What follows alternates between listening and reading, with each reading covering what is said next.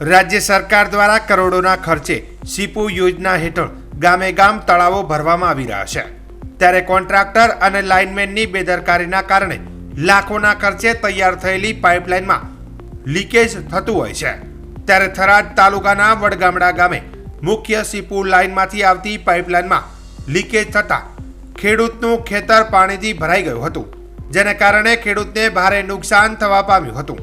વડગામડા ગામના ખેડૂત જેતસિંહભાઈ ચૌધરીએ જણાવ્યું હતું કે અમારા ખેતરમાંથી સીપુ પાઇપલાઇનમાંથી તળાવો ભરવા નીકળેલી લાઇન લીકેજ થતાં શિયાળુ પાકનું વાવેતર કર્યું હતું, જેમાં પાણી ફરી વળતા ભારે નુકસાન થવા પામ્યું હતું।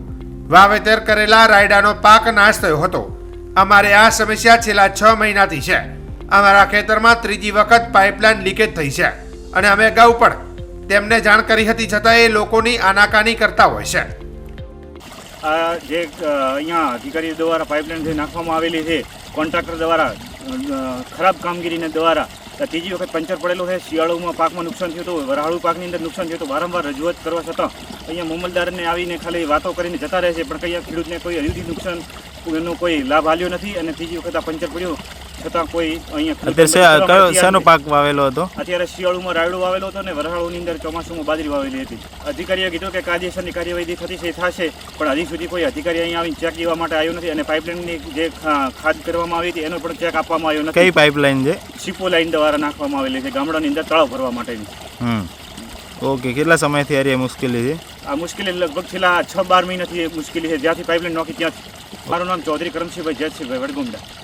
મેન લાઈન પાણીની હેડી બુઢણ પરથી આગળ જઈ છે, એમાંથી તળાવ ભરવા વડગામડા તળાવમાં પાણી નાખવાનું પાઇપલાઇન હટાડી છે બીજી, એને સીપુ કેવું કોઈક નામ કહે છે, એમાંથી આ પાઇપલાઇન હેડી છે। એ પાઇપલાઇન ફૂટીને આ 2-3 વખત આવું મને નુકસાન કર્યું છે।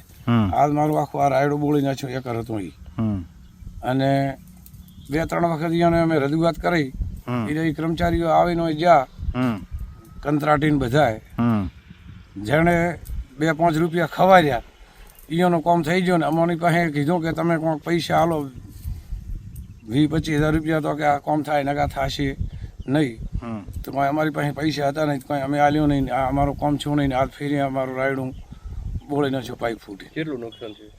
નુકસાન આમાં 20 બોરી રાયડું થાય એવું હતું, ત્યારે બધું બોલ્યું એટલે હવે પાણી બંધો ફોડીને કાઢ્યો છે, એટલે થોડો ઘણો બસ્યો છે, બાકી 10 બોરી રાયડું તો થાય તો રાયડું બળી જાય છે। તો આની કોઈને જાણ કરી? ફોન કરીને જાણ તો હાલ તો આ ભાઈ શિવા મંત્રીને ગામમાંથી બોલાવી અને કીધું આ સાહેબની કોણ કહીને આ પાઇપલાઇન અમારી રિપેરિંગ કરાવો।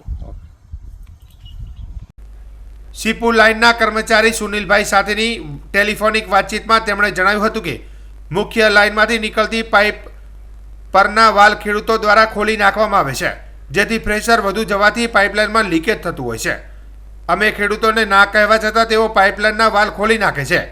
પાઇપલાઇનના લાઇનમેન જોડે વાતચીત કરતા તેમણે જણાવ્યું હતું કે આ વાલ ખોલી નાખવાથી લીકેજ થયું હતું। આ બાબતે મને જાણ થતાં તાત્કાલિક પાઇપલાઇન લીકેજ સ્થાને પહોંચ્યો હતો। હવે આગળ અમે આ રિપેરિંગની કામગીરી હાથ ધરીશું।